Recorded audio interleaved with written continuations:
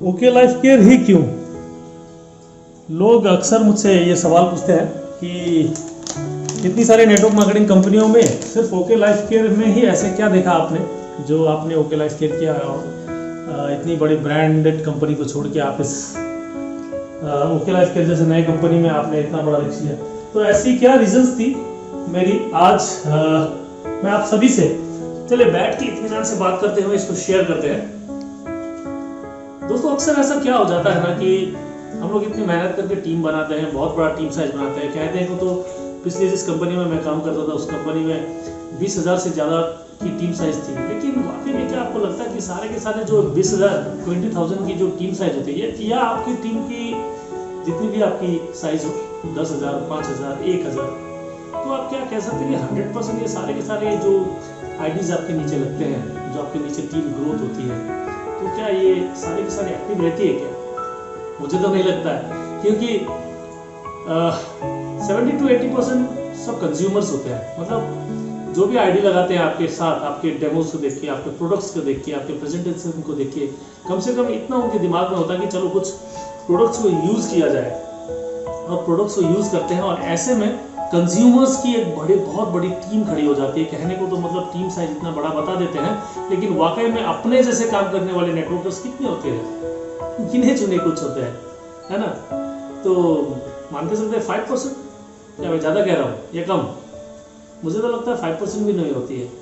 तो और ये जो 5% नेटवर्कर्स के बदौलत जो इतनी बड़ी टीम चलती है, और जितना भी हमारा चेक बन रहा है आज के डेट में, वो सारे इन्हीं 5% नेटवर्कर्स की जरिए होती है।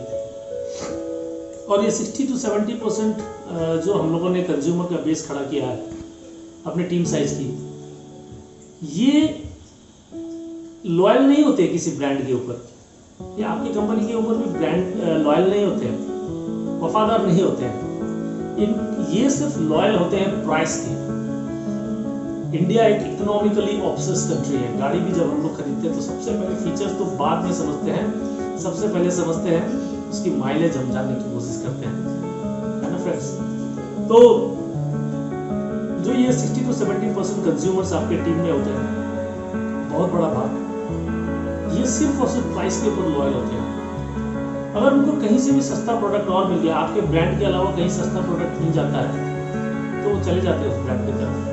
यानी कि बहुत ज़्यादा शिफ्ट होती है। ये जो बड़ा कंज्यूमर बेस जब हिलता है ना, तो आपके चेक्स भी हिलने शुरू हो जाते हैं, तो आपके इनकम पे असर आता है, आपके जो 5% नेटवर्कर्स हैं उन पे भी असर आता है। तो दोस्तों क्या ऐसी कोई कंपनी नहीं हो सकती है?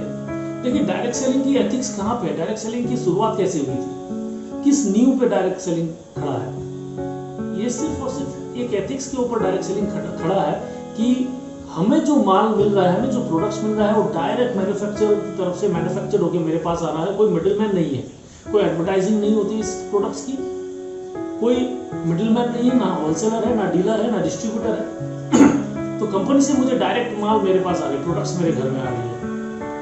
तो डायरेक्ट सेलिंग की न्यू भी यही थी कि मतलब जो कंपनियां अपनी मोनोपोली से मन चाहे रेट में, भाव में प्रोडक्ट्स को सेल कर रही है ना?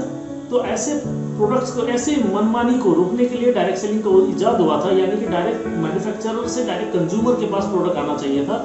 और इस सिलसिले में, इस पद्धति में, जब कंज्यूमर के पास डायरेक्टली मैन्युफैक्चरर के थ्रू से प्रोडक्ट आ रहा है, कोई मिडिलमैन नहीं है, ना कोई एडवर्टाइजिंग है, तो स्वाभाविक है ना दोस्तों कि प्रोडक्ट का प्राइस सस्ता होना चाहिए।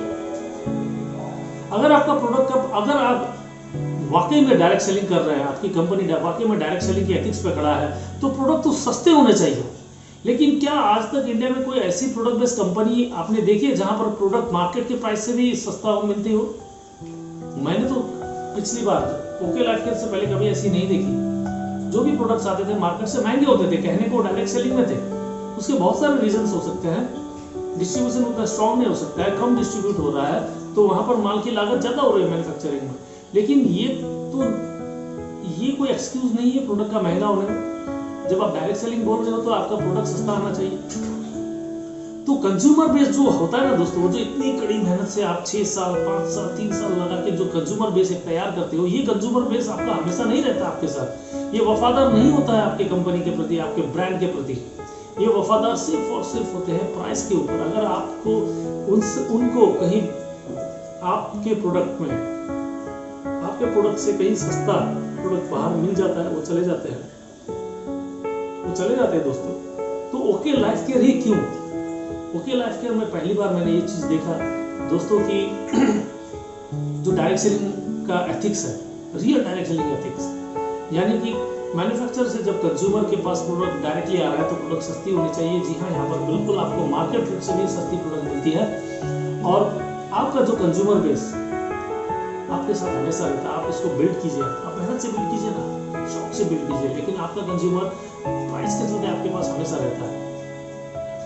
और दूसरी बड़ी चीज, हमें अक्सर हर प्रोडक्ट बेस्ड मार्केटिंग में देखिएगा, हर प्रोडक्ट बेस्ड कंपनी में देखिएगा कि पहला जो इनकम होता है वो रिटेल प्रॉफिट दिखाया जाता है। क्या आपको लगता है कि जो कंपनियां मार्केट में भी है उनके प्रोडक्ट को हम रिटेल करके वो पहला रिटेल प्रॉफिट ले सकते हैं क्या? शुरुआती दिनों में लीडर्स को बहुत प्रॉब्लम होती है उनको टीम बिल्डअप करने के लिए कुछ खर्चे होते हैं उनके पास। वो अपने एक लिमिटेड इनकम के सहारे इस कंपनी में, इस आपके सिस्टम में आते हैं और उनको जब नेटवर्क मार्केटिंग के थ्रू जब उनको पैसा आना शुरू हो जाता है, शुरुआती में बहुत कम पैसा आता है, बहुत छोटा पैसा आता है, वो धीरे धीरे बढ़ता है जैसे जैसे आपकी कंज्यूमर बेस बिल्डअप होती है। लेकिन ओके लाइफ केयर में ये एक मौका है, सुनहरा मौका है दोस्तों, कि आप रिटेल प्रॉफिट जो नंबर 1 इनकम होता है हर प्रोडक्ट बेस्ड कंपनी, वो आप 100% ले सकते हैं। क्योंकि आप अगर एमआरपी में भी किसी को प्रोडक्ट बेच रहे हो तो 100% मार्केट के प्राइस में ही बेच रहे हो। फॉर एग्जाम्पल बता देता हूँ, हमारे यहाँ पर जो नीम तुलसी का फेस वॉश आता है वो डीपी प्राइस 90 रुपीज है और उसकी एमआरपी 130 रुपये है। और जबकि नीम तुलसी वाला फेस वॉश आप दूसरे कंपनी में देखिए, गार्नियर में देखिए 165 रुपये 160 रुपये में सेल होता है। तो एक मामूली बंदा, एक जो छोटा नेटवर्कर जिसने अभी भी काम स्टार्ट किया है, क्या वो 90 रुपये में खरीद के उस नीम तुलसी को 130 में नहीं बेच सकता है, जहां पर ऑलरेडी मार्केट में 160-170 रुपये में वो प्रोडक्ट बिक रहा है।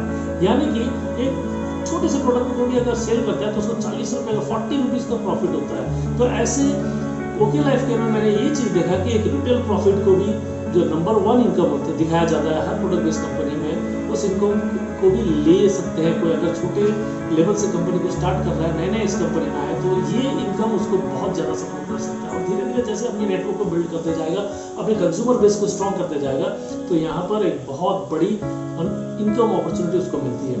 दूसरा चीज मैंने ये हमेशा देखा है कि किसी भी प्रोडक्ट बेस्ड कंपनी में कार फंड या हाउस फंड में पहुंचना एक बहुत बड़ी उपलब्धि माना जाता है, एक बहुत बड़ी चीज हो जाती है। यानी कि वहां पर पहुंचते नॉर्मल, मतलब जो बहुत अच्छे लीडर तो देखिए 1 साल 6 महीने के अंदर भी जा सकता है, लेकिन जो नॉर्मल एवरेज एक नेटवर्कर है उसको पहुंचने में 2.5 से 3 साल लग जाते हैं कार फंड तक पहुंचने में। और उस कार फंड तक पहुंचते पहुंचते कम से कम भी वो 30-40 लाख रुपए का बिजनेस दे चुका होता है, तब उस पायदान पे पहुंचता है। लेकिन ओके लाइफ केयर में इतनी खूबसूरती से प्लान को बनाया गया है कि मात्र 50,000 बिजनेस वॉल्यूम, यानी कि 1 लाख से 1,20,000 के प्रोडक्ट के मैचिंग को अगर वो 2 लेग में मैचिंग कर लेता है तो 3 महीने के अंदर वो कार फंड में पहुंच सकता है। मैंने देखा है दोस्तों, मैंने बहुत करीब से देखा है, छोटे से छोटे लीडर को car fund house fund achieve करते हुए देखा है ओके लाइफ केयर के अंदर। वो जहां पर वही लीडर और ऐसे बहुत बड़े बड़े लीडर हैं जिनकी फेसबुक में बहुत ज्यादा ब्रांडिंग कर रहे हैं पिछली कंपनियों में, पिछली कई सारी कंपनियों में, आज तक वो कार फंड और हाउस फंड नहीं पहुंचे, 3 से 4 साल क्रॉस करने वाले हैं। तो ऐसे में, और अपनी भी टीम की बात करो, अब 9 महीने का जर्नी है ओके लाइफ केयर के अंदर। 1 लाख रुपए कमाने वाले 2 लोग मेरे टीम के अंदर आ चुके हैं, 50,000 कमाने वाले 6 से ज्यादा लोग हैं, 30 से 35,000 के बीच में कमाने वाले अमूमन 30 से 35 लोग होंगे, और 10,000 प्लस इनकम करने वालों की तो गिनती ही नहीं है। और ये कभी पॉसिबल ही नहीं हुआ था प्रोडक्ट मार्केटिंग में। मेरे करियर में तो अभी तक मैंने इतनी अपने डाउनलाइन की उपलब्धि तो कभी नहीं देखी थी। हम लोग कमा लेते हैं, हम लोग नेटवर्कर्स हैं, हम लोग पूरे जुनून के साथ 24 घंटे इसमें लगे रहते हैं, लेकिन जो आपके सक्सेस को देख के आ रहा है, जो आपको स्टेज पे देख के आ रहा है, जो आपकी ब्रांडिंग को देख के जो लोग आपसे जुड़ रहे हैं, वो उस लेवल तक पहुंच नहीं पाते हैं। हम लीडर्स हैं, हम 100 लेग भी चला लेते हैं, लेकिन जो नए लोग होते हैं उनके लिए बहुत मुश्किल हो जाता है। जो मीडियोकर लोग होते हैं, जो बीच में ही क्यों छोड़ना पड़ता है लोगों को, वो यही रीजंस होते हैं कि आज तक के जो भी मार्केटिंग प्लान्स थे, वो 10 साल पुराने जो मार्केटिंग प्लान्स हुआ करते थे, उसी के तर्ज पे आज भी मार्केटिंग प्लान को चलाया जा रहा है, जबकि आसान बनाया जा सकता है चीजों को। तो ये सब कारण थी मेरी ओके लाइफ केयर को ज्वाइन करने के लिए। अगर आपको भी कहीं ना कहीं सूट करता है ये सब कारण, मेरे कारण आपको कहीं ना कहीं आपके मार्केटिंग प्लान में, मतलब आपकी करियर में अगर लगता है कि ये सब करने से आपकी करियर को और ऊंचाई मिल सकती है, तो आइए जुड़ते हैं, बात करते हैं ना, मिलकर शेयर करते हैं एक प्लान को। तो कुछ ना हुआ तो आमने सामने बैठ के एक दूसरे से नॉलेज आदान प्रदान कर सकते हैं, है ना। तो हमेशा वेलकम है। और हमेशा की तरह मैं किसी पॉजिटिव नोट पे आज की वीडियो को एंड करता हूँ कि जब दो लीडर आमने सामने बैठते हैं तो कुछ ना कुछ अजीब, जब दो जुनूनी व्यक्ति एक दूसरे के साथ बैठ के कुछ शेयर करते हैं, कुछ ना कुछ एक प्रोडक्टिव निकलता है। तो आशा करता हूँ दोस्तों, कुछ प्रोडक्टिव करने के लिए आप एक बार मुझे अवश्य कांटेक्ट करेंगे। तो मिलते हैं दोस्तों बहुत जल्द एक नए वीडियो के साथ। Thank you so much, bye bye.